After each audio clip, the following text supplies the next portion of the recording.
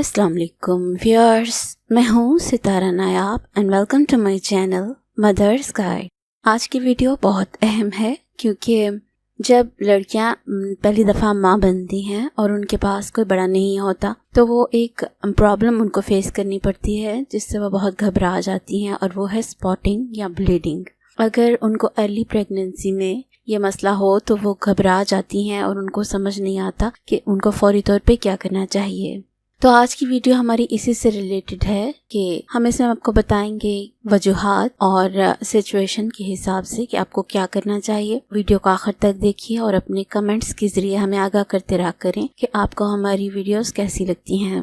पहले हम ये बात करेंगे कि ये ब्लीडिंग होती है तो क्यों होती है, और अगर होती है तो कितनी हद तक डेंजरस होती है और कितनी हद तक डेंजरस नहीं होती। 2009 की स्टडी के मुताबिक 30% ख़वातीन में ये ब्लीडिंग होती है। कुछ में थोड़ी ज़्यादा होती है, कुछ में कम होती है, लेकिन जो लाइट ब्लीडिंग है वो इतनी डेंजरस नहीं होती।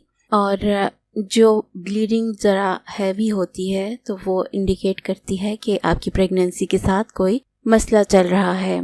तो हम इसकी वजूहात जानेंगे कि वो क्या क्या वजूहात होती हैं जिनकी वजह से आपको स्पॉटिंग होती है या ब्लीडिंग होती है। लेकिन रिसर्च ने ये भी साबित किया है कि ब्लीडिंग वाली वीमेन की प्रेगनेंसी और ब्लीडिंग ना होने वाली वीमेन की प्रेगनेंसी ऑलमोस्ट सेम होती है। इसलिए अगर आपको ब्लीडिंग हो तो पहले तो आपने घबराना नहीं है। सबसे कॉमन जो रीज़न होता है वो इम्प्लांटेशन ब्लीडिंग होता है। जब आपका एग फर्टिलाइज होता है तो वो आपकी यूट्रस के अंदर एक फ्री बॉल की तरह घूमता है और वो जगह ढूंढता है कि कहाँ पे जाके वो अटैच हो जाए। जब वो अटैच होता है तो वहाँ से कुछ मसल्स वगैरह रप्चर होते हैं और फर्टिलाइज एग को वहाँ इम्प्लांट होने में थोड़ी बहुत ब्लीडिंग होती है। ये प्रोसेस तकरीबन 6 से 12 दिन बाद होता है कंसीव करने के। इस दौरान में आपको स्पॉटिंग होती है जिसका कलर लाइट होता है या ब्राउनिश होता है। अगर आपने इम्प्लांटेशन ब्लीडिंग के बारे में कंप्लीट जानना हो तो हमारी वीडियो मौजूद है जिसमें हमने आपको डिफरेंसेस बताए हुए हैं इम्प्लांटेशन ब्लीडिंग में और मेंस्ट्रुएशन में। तो आमतौर पे फीमेल्स जब इम्प्लांटेशन ब्लीडिंग होती हैं तो समझती हैं कि उनको डेट आ गई है और वो परेशान हो जाती हैं। तो आप लोग को उसका रंग, उसका टेक्सचर वगैरह जानने की ज़रूरत है। इसके लिए आप हमारी दूसरी वीडियो देख लें। दूसरी चीज़ होती है सर्विकल पॉलिप। 2 से 5% वीमेन ऐसी होती हैं जिनको उंगली की तरह की एक ग्रोथ या गदूद टाइप बढ़ जाती है सर्विक वाले एरिया में, जिसको रहम का मुंह भी कहते हैं या नेक एरिया कहते हैं। तो उस जगह के ऊपर ये एक एक्सटेंशन सी बन जाती है जो रेडिश हो जाती है और इसमें स्वेलिंग हो जाती है। इसकी वजह से वहाँ से ब्लीडिंग होती है। तो आप लोग को लगता है कि शायद आपकी डेट आ गई है। जो डेंजरस रीज़न है ब्लीडिंग का वो है मिसकैरेज। अगर आपका मिसकैरेज होना हो तो स्टार्ट ब्लीडिंग आपकी स्पॉटिंग की सूरत में होती है और बाद में वो हैवी हो जाती है और उसके साथ बहुत ज़्यादा क्रैम्प्स पड़ते हैं और उस तरह की दर्द होती है जैसे आपको डेट में होती है। तो तकरीबन 20% औरतें ऐसे होती हैं जिनका पहले 20 हफ्तों के अंदर अंदर मिसकैरेज हो जाता है और उनको ये स्पॉटिंग फेस करनी पड़ती है। लेकिन फिर मैं बताती चलूँ कि ये स्पॉटिंग से स्टार्ट होकर हैवी ब्लीडिंग की तरफ हो जाती है और इसमें क्रैम्प्स और कमज़ोरी बहुत ज़्यादा हो जाती है। इसके बाद एक चीज़ होती है इंटरकोर्स। अगर आप अर्ली प्रेगनेंसी में करते हैं तो आपकी जो सर्विक का एरिया होता है वो बहुत ज़्यादा सेंसिटिव हो गया होता है जिससे आपको वक्ती ब्लीडिंग होती है। इस ब्लीडिंग की पहचान ये है कि ये थोड़ी देर के लिए होती है, यानी कि 1 आध दिन होती है और उसके बाद ख़त्म हो जाती है। तो ऐसे में डॉक्टर आपको सजेस्ट करते हैं कि आप ये फर्स्ट ट्राइमेस्टर में ना करें। दूसरी चीज़ होती है फिजिकल एग्जाम। जब आप डॉक्टर से अपना चेकअप करवाने जाती हैं तो वो फिंगर्स के जरिए चेक करती हैं और चूंकि सर्विक का एरिया सॉफ्ट हो गया होता है तो उसकी वजह से आपको ब्लीडिंग स्टार्ट हो जाती है और ये ब्लीडिंग भी तकरीबन 1 से 2 दिन रहती है और उसके बाद ख़त्म हो जाती है। एक रीज़न होती है एक्टोपिक प्रेगनेंसी। ये प्रेगनेंसी की एक किस्म है जिसमें जो बच्चा है वो आपकी यूट्रस पे अटैच होने की बजाय यूट्रस के अलावा किसी जगह पे अटैच होता है जो आमतौर पे फैलोपियन ट्यूब्स होती हैं उसमें अटैच हो जाता है। चूँकि वहाँ पे जगह नहीं होती और वहाँ पे उसकी गिर्द प्रॉपर एमनियोटिक सैक नहीं बन पाता तो वहाँ पे उसकी ग्रोथ नहीं हो पाती और ये प्रेगनेंसी अबॉर्ट हो जाती है और इसमें ब्लीडिंग होती है जो कि एक सिम्टम होती है कि आपकी प्रेगनेंसी नॉर्मल नहीं है। इसके बाद एक चीज़ होती है कि अगर आपके पास मल्टीपल बेबीज़ हैं तो आपको ब्लीडिंग का सामना करना पड़ सकता है। उसकी 2 रीजंस हो सकती हैं कि इम्प्लांटेशन ब्लीडिंग 2 बच्चों की डिफरेंट टाइम पे होती है तो वो आपको डिफरेंट टाइम पे ब्लीडिंग होती है। इस तरह आपको लगता है कि मुझे ज़्यादा देर ब्लीडिंग हो रही है या बार बार हो रही है। दूसरा रीज़न ये होता है कि अगर 2 में से कोई एक बच्चा सर्वाइव ना कर सके तो उस वजह से भी आपको ब्लीडिंग हो सकती है। तो मल्टीपल बेबीज़ में आपके साथ ये मसला हो सकता है। उसके बाद एक प्रेगनेंसी की किस्म होती है जिसे मोलर प्रेगनेंसी कहते हैं। इसमें ये होता है कि जो आपका प्लेसेंटा है वो यूट्रस के साथ ठीक से जुड़ नहीं पाता और उसके दरमियान में एक बॉल की तरह की रसोली टाइप हो जाती है जो कि एक लिक्विड से भरी होती है। और इस सिचुएशन में जो आपके न्यूट्रिएंट्स वगैरह हैं वो प्लेसेंटा से प्रॉपर बच्चे तक नहीं पहुंचते और बच्चा सरवाइव नहीं कर पाता और फिर अबॉर्शन हो जाती है।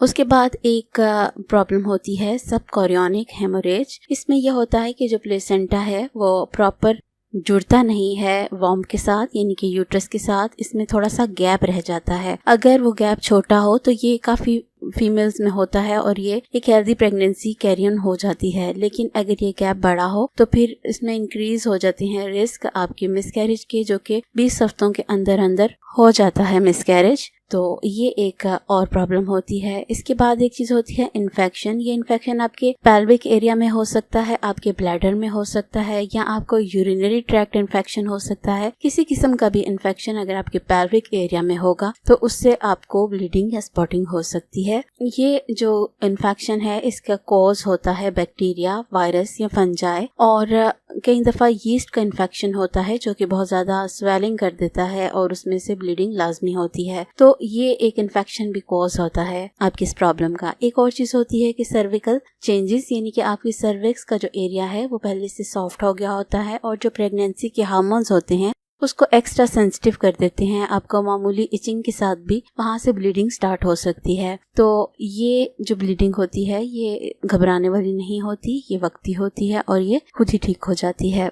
अब सवाल ये बनता है कि आपको डॉक्टर के पास कब जाने की ज़रूरत होती है। तो इसमें आपको ये जानना ज़रूरी है कि अगर आपकी ब्लीडिंग बहुत ज़्यादा हो या आपकी ब्लीडिंग में क्लॉट्स नज़र आ रहे हों या टिश्यूज़ बड़े बड़े नज़र आ रहे हों या आपको बहुत ज़्यादा पेन हो या क्रैम्पिंग बहुत ज़्यादा हो या आपका दिल ख़राब हो रहा हो बहुत ज़्यादा, जैसे आपको वॉमिट हो रहा है या आपको बेहोशी गनूदगी हो रही हो या आपको बहुत ज़्यादा सर्दी लगकर बुखार हो जाए जो कि 100 डिग्री फ़ारेनहाइट तक हो या उससे ज़्यादा, तो फिर आप फौरन डॉक्टर के पास जाने की ज़रूरत होती है। डॉक्टर के पास जब आप जाती हैं तो वो 4 तरह की एग्जामिनेशंस करता है। पहले वो आपके फिजिकल एग्जाम करता है, यानी कि आपके पेल्विक एरिया को चेक करता है। उसके बाद अल्ट्रासाउंड करना पड़ता है, कई दफ़ा डॉपलर अल्ट्रासाउंड करना पड़ता है और फिर ब्लड टेस्ट करना पड़ता है। ब्लड टेस्ट में एचसीजी हार्मोन्स को चेक किया जाता है जो कि ह्यूमन कोरियोनिक गोनाडोट्रोफिन हार्मोन्स होते हैं, जिनको चेक किया जाता है। अगर इसकी मिकदार एक्स्ट्रा ऑर्डिनरी हो तो वो बता देता है कि इसमें मोलर प्रेगनेंसी है या एक्टोपिक प्रेगनेंसी है या आपका मल्टीपल बेबी है। तो इसकी मिकदार से भी डॉक्टर को आइडिया हो जाता है कि प्रॉब्लम क्या चल रही है।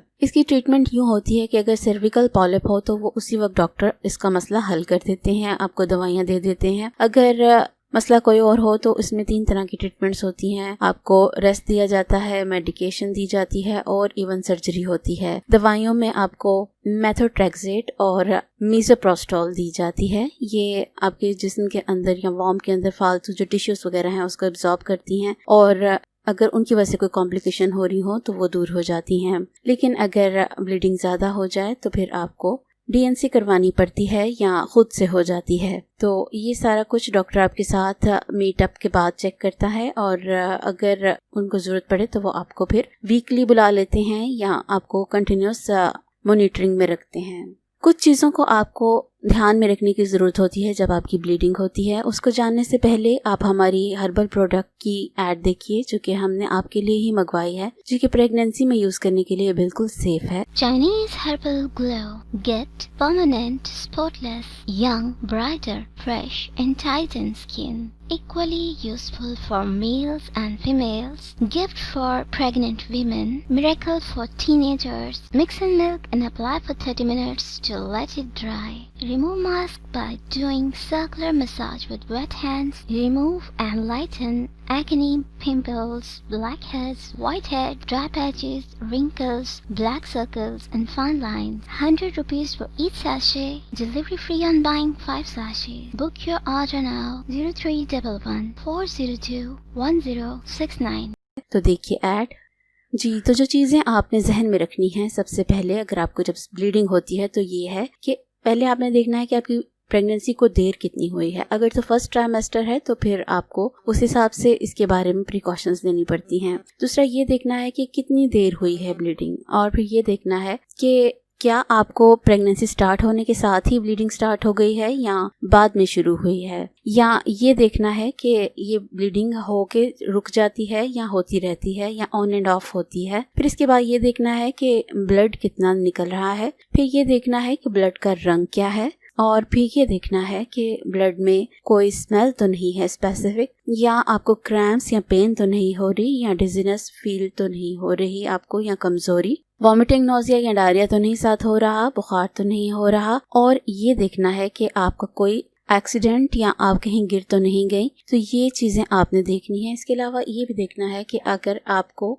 इंटरकोर्स करने से ये मसला हुआ है तो क्या उसको रोकने के बाद ये मसला खत्म हो गया है। और ये देखना है कि आपको पहले भी कहीं ब्लीडिंग का डिसऑर्डर तो नहीं था। अगर ऐसा हो तो फिर आपको आयरन की कमी हो सकती है और उसके लिए फिर ट्रीटमेंट की ज़रूरत होती है। और एक चीज़ और कंसिडर करनी होती है कि आपकी ब्लड टाइप कौन सी है, यानी कि आपका जो रिस्क फैक्टर है वो नेगेटिव है या नहीं है। तो इसके लिए फिर आपको मेडिसिन दी जाती है जो कि रो डी के नाम से होती है, इम्यून ग्लोबिन, वो दी जाती है। तो ये सारे क्वेश्चंस आपने खुद ही तैयार कर लेने हैं डॉक्टर के पास जाने से पहले, ताकि वो अगर आपसे पूछे तो आपके पास इन सब चीज़ों के जवाब मौजूद हों और आपकी अच्छे से ट्रीटमेंट हो जाए। उम्मीद है कि आपको ब्लीडिंग से रिलेटेड तमाम मुकम्मल मालूमात मिल गई होंगी। अगर आपको वीडियो यूज़फुल लगे तो इसको ज़रूर शेयर कीजिए फीमेल्स के साथ जो प्रेग्नेंट हैं या जिनके पास कोई बड़ा नहीं है। हमारी इस एफर्ट में आप हमारा साथ दिया करें और इस नॉलेज को शेयर ज़रूर किया करें।